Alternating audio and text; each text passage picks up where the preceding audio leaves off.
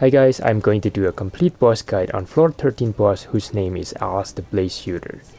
We are going to look into Alaz's characteristic, attack pattern, then we are going to look at the free-to-play skill recommendation afterwards and the fighting tips. Alaz is a boss that specializes on long-range attack, so we need to figure out how to get close while dodging its attack. Before we begin, please like, share, and subscribe for more SAO integral factor content. Floor 13 boss room looks like a volcano, while Alaz itself looks like a fire genie with 6 hands. Alaz cannot move, but it has a wide attack range that can reach you anywhere within the map. It has a piercing attack type, and its attack can burn you, dealing damage over time. The burn count stack as well, so do not leave it untreated. Burn cleansing potions is good for this battle. Alaz has resistance to fire type attack, which you can see if I attack with a fire skill. The damage will be shown in a small letter with the word resist on top of it. Alaz is weak to bashing weapon type and water elemental attack. Close combat weapon like axe and mace is recommended for this fight. Now that we know all its characteristics, let's look into Alaz's attack pattern. First move that we are going to see is its shortest range attack. In this attack, Alaz will use its claw and go 360 degrees while waving its claw, attacking everybody within the area. You can dodge this attack by simply moving backward one step, since the area is not that big. We call this skill 360 Fiery Claw. The next move is when Alaz lifts the fireball in his left hand and slams it on the ground. This move also has a short attack range and only attacks someone in front of it. You can dodge it by moving backward or moving sideways. We call this Fire Dung. Next is the longest attack range, where Alaz will shoot beam of fire from his eyes, like Superman. Or it's coming from its mouth. Doesn't matter, since it sounds cooler coming from its eyes. This move attacks everything in front of Alaz in straight line until the end of the map. To dodge this move, you need to move on the sides. We call this move Heat Vision. Next is a homing move, where Alaz gathers a ball of fire energy with all 6 hands for sometimes. Then Alaz put the fireball into its body and direct it to where the player is at. There will be a little puff of fire on the ground on where it shots, but it hurts like hell. To dodge this attack, you need to wait until the circle below you turn blue, then dodge the attack. We call this move Fire Puff.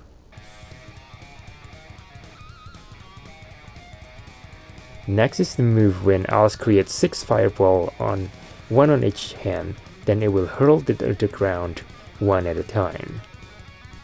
It will start with the area in front of it, then continue hurling the fireball to its left and right side, covering almost 300 degrees area in front of it. We can dodge this attack by moving backward, but the more effective way to do is to go behind him so that we can attack while dodging the move as well. Also, be careful not to stand in the area where the attack markers are overlapping, since you can get hit multiple times, and each of those fireball hurts. And we call this move the Barrage of Fire.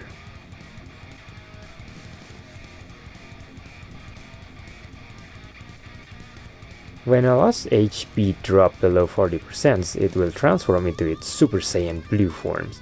The transformation will take some time, leaving Alaz vulnerable to any attack. Use this time to attack with all your might, since it will not attack back. Once it turns blue, Alaz will create a spirit bomb with all 6 of its hands. Then it will throw it to the ground, forming a wall of blue fire around it. Around the map, which will damage anyone who stands on it. We call this move a Firewall. When it's in Super Saiyan Blue mode, Alaz will gain power boost, which will make him do more damage to the enemy. Also, when he is performing a Barrage of Fire move, the only place that is safe from its attack is behind him, since we will not be able to dodge the move by moving backward anymore because of the firewall that will be on the way. Those are all of Alaz's moves. Ranking it from the most powerful to the least powerful move, they will go on this order: the Firewall, the Fire Puff, the Barrage of Fire, which we are only counting a single hit of it, as Heat Visions, the Flame Slam, and the Fire Claw. Now that you know all of Alaz's moves, let's talk about the best free-to-play skill setup in my opinion to fight against this boss. Now, my definitions of a free-to-play skill are all skills that you can get for free in the game, whether it's coming from the passive ends or from completing floorboards, and all the 1 to 3 star skills, since they are quite common to get. With all the 110 free pulls, everyone most likely will have all of these skills.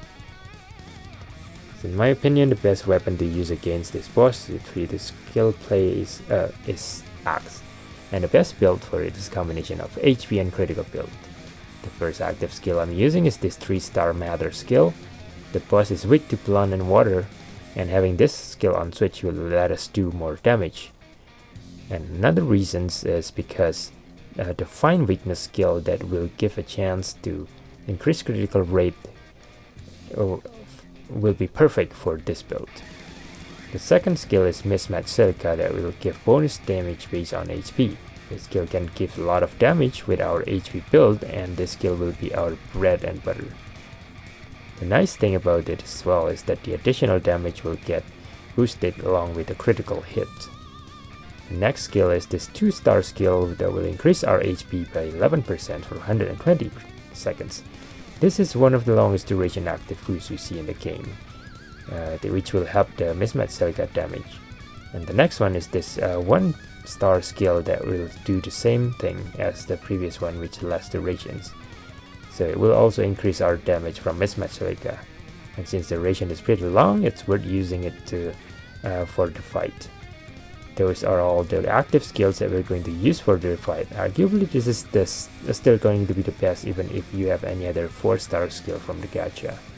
Moving on to passive, we have this Sachi skill that gives you HP increase based on the percentage, with the exchange of reducing 50% of recovery items. But as long as we're good with dodging, it can kill the boss before it kills us. We should be okay with that. Next is this Agile skill that we'll use to increase the HP as well. Now if your HP is not that high after equipping the armor with more HP, maybe you can replace it with something else. And this Returning Seaman Agile is another must skill for this build. The Outmatch 4 skill will give additional damage per hit on top of the Mismatch Silica bonus damage. Also, since we will mostly be using normal attack, the critical chance that this skill gives on normal attack will work really well, ensuring we do more damage in critical hits. So if it is a Secret Truth Matter skill procs, we will have 37% critical rate for our normal attack. On the bulletin board, Quest Nautilus will sometimes give critical boost, which should put us at 56.5%. The last one is this Yuki skill that we can increase the critical rate. We cannot really utilize the other skills from the passive, but the critical rate increase is good enough for me to use it. Arguably, we can use the Valentine Asuna skill to get more critical, but the skill gives a lot more HP, and that will help us increasing the damage and a little more attack as well. So I prefer the additional damage over the 1% critical rate. Another good skill alternative to the Wild Protect Agile is this Yu-Gi-Oh skill. This skill has a pretty good attack and HP stats that will be useful for our build. On top of that, it gives percentage attack increase to your attack stats, which will also good on increasing the damage for our build. The fishing boat Kirito skill can be an option too. This skill gives a lot of more critical rate than the Yuki skill, but we will get the penalty that will reduce the critical damage by 10% with our current build, which will hurt our damage. This aggressive Gaia-Gil is also a good skill to use. This will gives us more critical damage, which works well with this high critical build rate. I prefer to use this skill over the 4-star Valentine Yuki skill since the attack and HP stat is pretty similar, but the Agile skill gives 1.5 more critical damage. The 2-star Jean skill is also another good alternative to use, since it can increase your attack by a good amount, which means more damage. Now that you know how to build your skill, let's move on to how you should fight it. First, use both HP increase buff before the fight, and always start with mismatch like us, since it will give you bonus damage to all your subsequent attack. After that, you have a choice to just keep bashing it with normal attack until the bonus damage duration almost run out, or use the matter skill to get more critical rate. I usually prefer to just use the matter skill when the switch gauge is full, because our attack will be low due to our passive setup, and I don't rely on the skill damage, but just the normal damage for the DPS. Earlier I mentioned to use normal attack until the mismatch Celica buff's duration is almost gone. This is because most of our damage will be coming from the normal attack. We can do 3 basic attacks with our current active skills, animations, and the 3 attacks will out-damage the skill damage. The returning Seaman Agile only increases the critical rate for normal attack as well, so it will be better off with just using the normal attack. So of course this setup will be different based on your level of weapon proficiency and equipments, so do not expect to get the same stat as mine when you have all those skills. So that is it. I hope this guide is helpful. Bye now.